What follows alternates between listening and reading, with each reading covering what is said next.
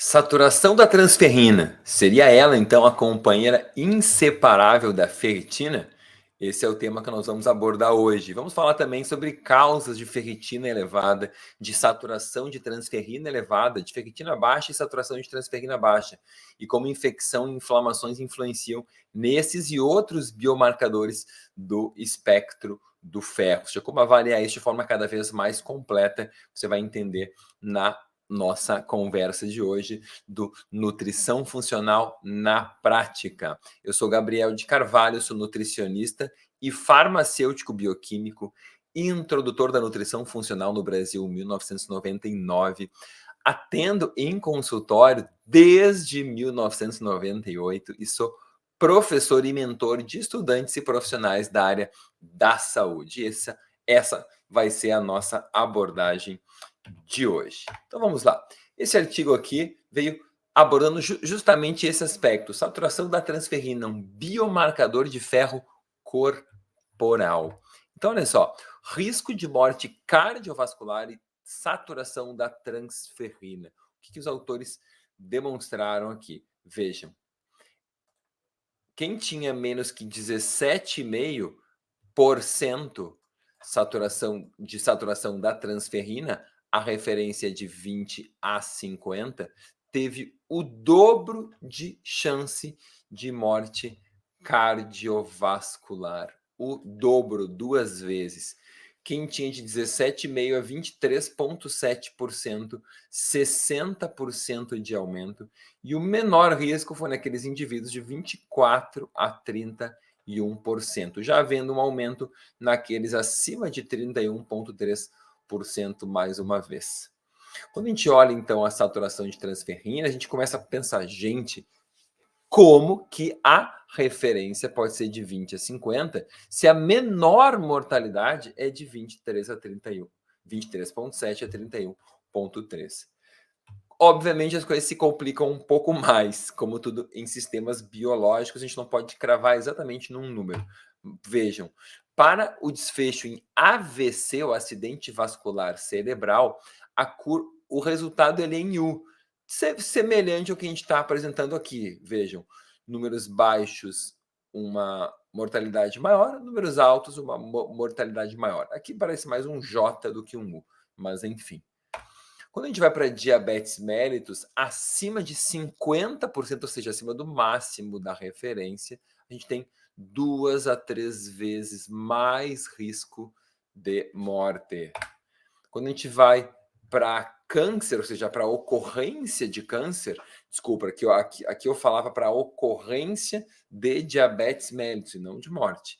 Quem tem mais de 50% tem 2 a 3 vezes mais chance de desenvolver diabetes mellitus isoladamente só por ter uma saturação de transferrina elevada, ok? Para a ocorrência de câncer, mais câncer em um estudo, indivíduos que tinham acima de 60%, bem acima do máximo, que é 50%. Outro estudo, indivíduos que tinham mais que 45% tiveram mais câncer. E outro estudo mostrou que a cada 10% de aumento, aumentou em 17% o risco de câncer dentro do valor de referência. Ou seja, comparando 30 contra quem tinha 20, 17% mais risco. Quem tinha 40 contra quem tinha 20, 34% mais chance e assim por diante. Ok? Bom, deixa eu explicar uma coisa sobre o que é a saturação da transferrina. Deixa eu voltar aqui no slide anterior e fazer um desenho para que vocês consigam entender. Deixa eu pegar essa caneta aqui. Ó. O que é a transferrina? A transferrina, ela é uma proteína que transporta, como diz o nome, transporta ferro. Transporta ferro onde? No nosso sangue. Enquanto a ferritina é uma proteína de armazenamento de ferro no tecido, a transferrina ela é um transportador de ferro no nosso sangue. Então, imagine que o nosso sangue é como se fosse um rio e a transferrina é como se fosse um barco que transporta ferro nos rios, ok? Então, vou fazer aqui um desenho. Ó. Assim não funciona. Deixa eu pegar uma outra caneta, beleza? Ok, aqui então. Vamos pegar aqui uma outra caneta e vamos desenhar. Ó, imagine que isso aqui é muito simplificadamente, estou desenhando à mão, um barco, ok? Então esse aqui é o meu barco, eu estou fazendo a mão aqui, é bem difícil. Isso aqui é um barco, ok? E agora eu vou riscar aqui no meio o nível de ferro. Deixa eu riscar aqui na caneta vermelha. Ó, esse aqui é o nível de ferro. Então, se o meu barco está com o ferro pela metade, eu estou dizendo que esse barco, agora vem o grande desafio, está 50%, 50% saturado. Então, a minha saturação de transferrina é 50%. Se o meu barco estivesse aqui com a linha aqui no fundo, ó, digamos que está aqui em 10%. Aqui ficou meio mal, mas ficou em 10%. Eu estou dizendo que a minha saturação de transferrina é 10%. Ok? Então, isso é a saturação da transferrina. Imagine que é um barco que transporta ferro no nosso sangue. Perfeito? Espero que tenham entendido. Vamos lá, então. Aqui eu falava sobre o nível de saturação de transferrina e morte cardiovascular, ocorrência de AVC, diabetes e câncer de uma forma geral. Então vamos ver esse estudo aqui, porque esse estudo foi com indivíduos pré-diabéticos e viu que o ferro elevado e a morte por todas as causas. O que eles pegaram? Dados do Wayne Hunnes, que são grandes estudos populacionais norte-americanos, tá? National Health and Nutrition Evaluation Survey, então a pesquisa de saúde e nutrição nacional norte-americana, que é feita periodicamente. Então, eles pegaram dados de mais de 30 mil indivíduos, só indivíduos com mais de 40 anos de idade, que foram acompanhados em média por 12 anos. O que aconteceu? Vejam, eles pegaram indivíduos pré-diabéticos, ok? Pré-diabéticos. Em indivíduos pré-diabéticos, que são aqueles que têm uma hemoglobina glicada acima do valor considerado normal, é de 5,7 até 6,4, que eles observaram? Aqueles que tinham saturação de transferrina maior que 50%, com ferro mais que 300 em homens e ferro mais que 200 em mulheres, tiveram maior mortalidade, de forma bastante significativa. Ou seja, o que significa isso? Significa ter saturação de transferrina acima de 50%, é acima do máximo da referência. Ferritina acima de 300, é acima do máximo da referência. Ou seja, eu com absoluta certeza tenho excesso de ferro armazenado no meu organismo. E para mulheres acima de 200 também significa a mesma coisa. Então, entre pré-diabéticos, ter excesso de ferro armazenado no seu organismo elevou a taxa de mortalidade em 88%. Tá aqui, ó, 1,88, tá? Isso que eles encontraram aqui. Se esses indivíduos tinham apenas a ferritina elevada, tá? Apenas a ferritina elevada, sem a saturação de transferrina, eles tinham apenas 14% de aumento no risco de morte. Por que apenas? Porque aqui foi 88%. Quando eu tenho só ferritina elevada com o pré-diabetes sem a saturação de transferrina elevada, significa o quê? Que eu não tenho um excesso de ferro, que eu tenho provavelmente um quadro de inflamação. Então vejam que só a inflamação sem o excesso de ferro não foi tão ruim. Foi isso que esse estudo mostrou aqui. Foi ruim? Foi. Aumentou a morte em 14%? Aumentou. Mas não tanto quanto ter o excesso de ferro simultaneamente. Então vejam aqui, ó, ter uma saturação de transferrina normal. Deixa eu trocar a cor da minha tinta aqui, né? Ter uma saturação de transferrina normal com normoglicemia é o risco 1. ter uma saturação de transferrina normal com pré-diabetes aumentou em 13% o risco de morte. Ok?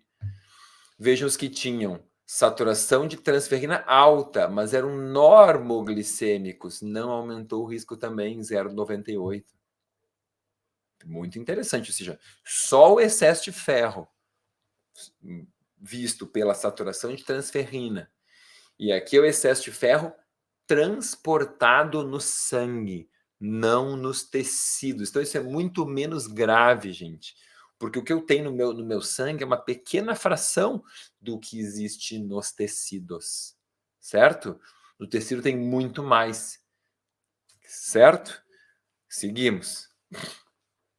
Então, ter saturação de transferrina alta com pré-diabetes foi uma combinação bombástica, 88% de aumento.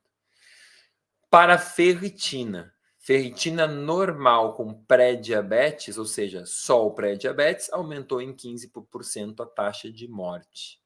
Tá?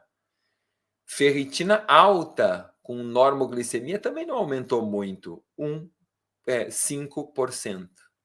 Parecido com o que a gente viu aqui, ó, elevação de transferrina com normoglicemia. Agora, ferritina elevada e pré-diabetes, a combinação, de novo, importante, somando-se 14% de aumento no risco. Ok? Beleza. Então, como é que a gente interpreta quando a gente vê uma ferritina alta? O que a gente pensa em primeiro lugar? Primeira coisa que a gente vai olhar é como está a saturação da transferrina. É a primeira pergunta que a gente faz após olhar uma ferritina elevada. Por isso, saturação de transferrina é a companheira inseparável da ferritina? A resposta é sim, porque ela é a primeira coisa que a gente vai avaliar quando tiver uma ferritina aumentada ou mesmo diminuída, tá? Estando a saturação de transferrina também aumentada, então ambas estão altas, a gente vai olhar o quê? Transaminases. Bom, se transaminases TGO está, nomeadamente, importantemente, TGO estiver aumentada, ou TGP, se eu estou vendo TGP aumentada, eu tenho citólise, dano celular hepático.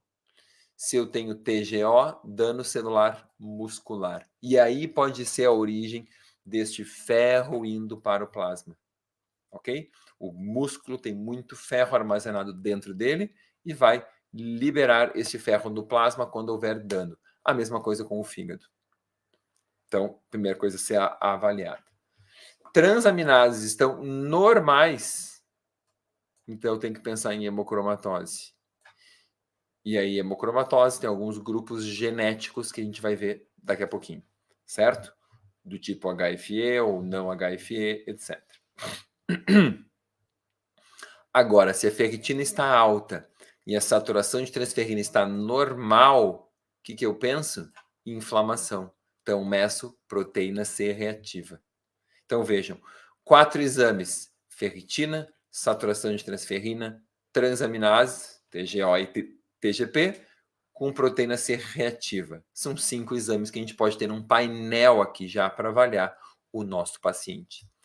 Se ela está alta, confirma então inflamação. Por quê? Porque a inflamação, agora atenção máxima, sobe a ferritina e faz cair a saturação da transferrina.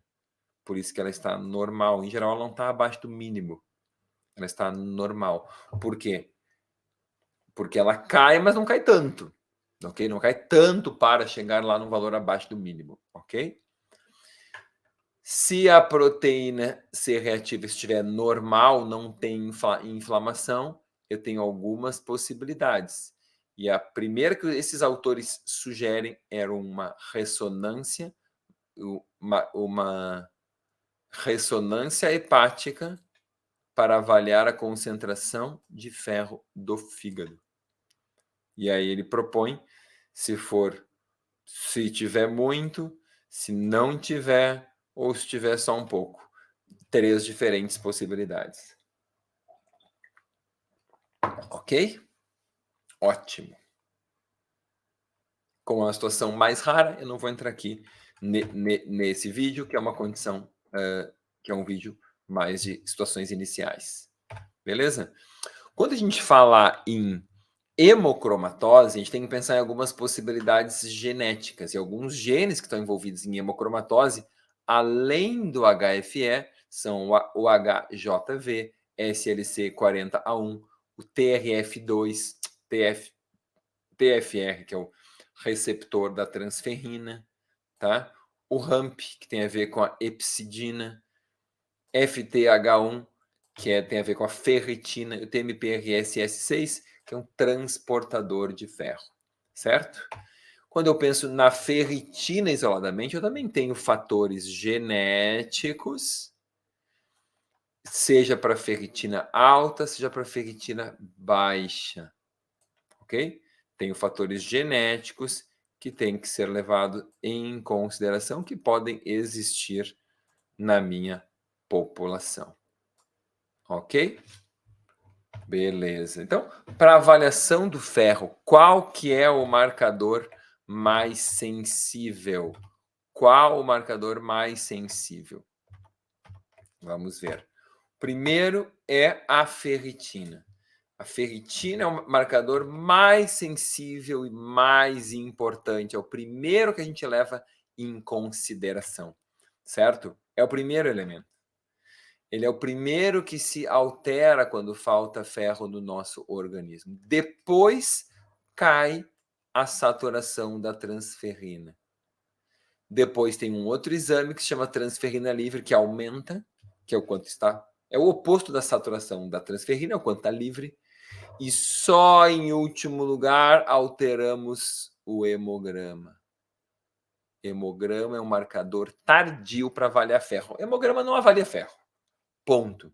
Hemograma não avalia ferro. Esse é o ponto. Tá? Beleza.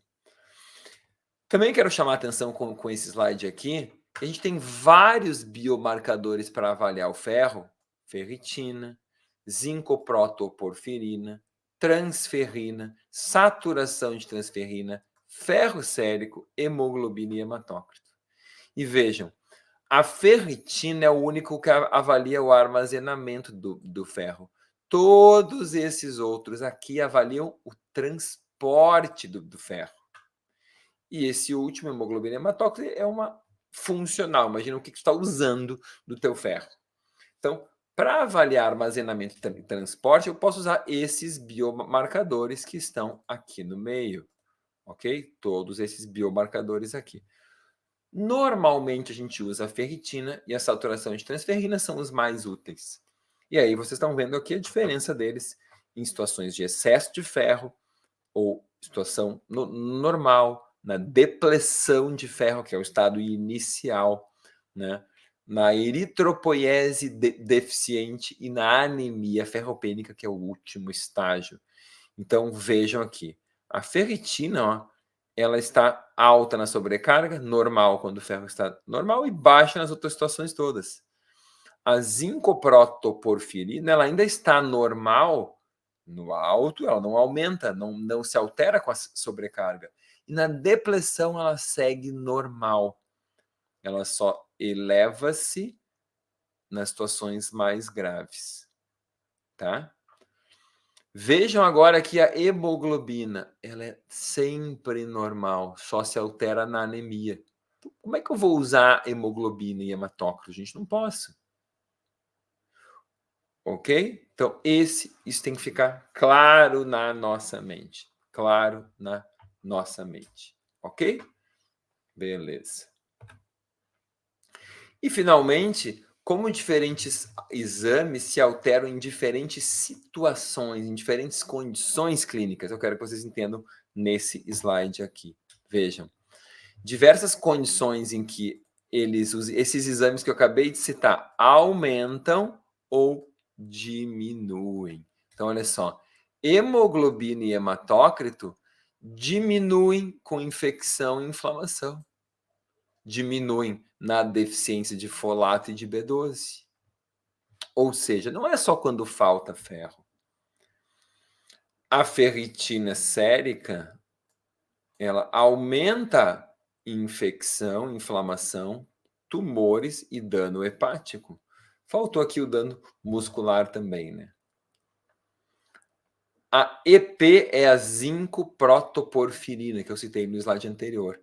Ela aumenta com infecções, inflamação e intoxicação por chumbo. A TF-cons, que é a concentração da transferrina, e a Total Iron Binding Capacity, TIBC, que é a capacidade total de fixação de ferro. Ela diminui na infecção e na inflamação. E aí você vai ter que acreditar em mim, que eu vou dizer que a saturação da transferrina também diminui na infecção e na inflamação. Por quê? Porque a saturação da transferrina ela é calculada usando esse parâmetro aqui, concentração de transferrina, e o ferro sérico. E eles se alteram, veja, nas mesmas situações aqui. Então, sempre que houver infecção e inflamação, cai a saturação de transferrina e sobe a ferritina, como você viu aqui. Certo? Olha o que mais. Deficiência de vitamina C também diminui o ferro sérico. Além de doença hepática, tumores, síndrome nefrótica e má nutrição. Sim, transferrina é um marcador hepático de nutrição ruim proteica, de falta de proteínas na dieta. Então, veja, é um marcador indireto. Então, gente, a gente tem que... É um problema? Não. A gente tem que só conhecer as limitações dos biomarcadores para saber o que a gente vai usar. Esse é o ponto. Conhecer as limitações para saber o que a gente vai solicitar. E aqui eu gostaria ainda de mostrar algo muito importante, que é situações em que a ferritina está elevada, com sobrecarga de ferro e sem sobrecarga de ferro. Olha que importante isso aqui. Então, em doenças inflamatórias, citólise, aquela quebra de proteínas musculares ou hepáticas, quebra de células, né? Citólise, quebra celular. Câncer, alcoolismo, síndrome metabólica, hipertireoidismo, diabetes. Olha só, todas situações comuns que sobe a ferritina e não tem sobrecarga de ferro necessariamente. Agora, tu tem ferritina elevada com sobrecarga de ferro em pacientes com hemocromatose, com aceruloplasminemia, que não tem ceruloplasmina, tem problemas no metabolismo ali do cobre, da ceruloplasmina, que fizeram repetidas transfusões. Olha só que importante. Que tem doença hepática crônica, que tem síndrome metabólica. E agora eu vou chamar a atenção. Pô, Gabriel, síndrome metabólica está aqui e está aqui. O que eu preciso dizer, gente? Coisa muito importante. Quando a ferritina está alta, é produzida numa situação de inflamação, num primeiro momento, ela não tem ferro. Ela é chamada apoferritina. Não tem exame para isso. Mas ela é produzida numa condição inflamatória. A citocina inflamatória, interleucina 6, pá, joga a produção de ferritina lá para cima. E ela não tem ferro dentro. Só que ela fica por ali, e aí a gente come ferro, e ela vai captando ferro, captando. E se essa inflamação continua, continua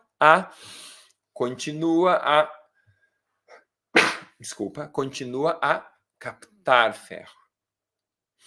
E aí até que pode realmente ficar com o overload, sobrecarga de ferro. Isso vale para todas as situações, tá? Então, mesmo isso que está aqui à direita, pode não ser verdade se a situação se cronifica. Isso nós temos que ter claro na nossa mente. Isso é fundamental que você, como clínico, desenvolva na interpretação. A gente tem que aprender a interpretar de forma adequada Deixa eu aumentar aqui só esse slide para vocês verem de forma melhor essa informação aqui. Quando mantemos uma inflamação por mais tempo, o corpo, essa apoferritina se transforma numa ferritina rica em ferro. Lembram que eu falei no primeiro vídeo, no vídeo anterior dessa série, que ela pode conter de 2 a 3 mil átomos de ferro. Se você não tem esse vídeo, volte no canal aqui, o vídeo anterior a esse. E aí você vai entender esse aspecto que é o que tem dentro da ferritina. Ok? Muito bom, gente, muito bom. Então, dados de valores ideais conforme os diferentes estudos demonstram. Conforme os diferentes estudos demonstram, uma ferritina pode ser ruim em valores muito baixos, como menos que 25, menos de 45, ou acima de 200 ou de 300. Então, é muito provável que um valor ótimo fique na faixa de 70 a 200 ou até de 100 a 200. Provavelmente são os valores onde a gente tem uma menor risco de mortalidade. Quando a gente fala de saturação de transferrina, abaixo de 25% piores valores, outros estudos falam que até 31%, outros falam que só acima de 45%, 50% ou 60%, que a mortalidade ou a incidência de algumas doenças podem estar aumentando. Então, algo na faixa aí de 30 a 40, de 25 a 35, seriam o de 25 a 40, seriam uma faixa melhor. Mas sempre nós temos que olhar conjuntamente os diferentes biomarcadores, não julgar cada um isoladamente. Se você gostou do conteúdo e quer continuar assistindo, inscreva-se no canal. Se tu acha que alguém pode se beneficiar desse conteúdo, compartilha. E deixa nos comentários aqui embaixo os temas que tu quer que eu aborde nos próximos vídeos. Ok? Eu sou Gabriel de Carvalho, nutricionista e farmacêutico bioquímico, introdutor da nutrição funcional no Brasil em 99, e esse aqui é o Nutrição Funcional na Prática. Até mais! Até o próximo vídeo.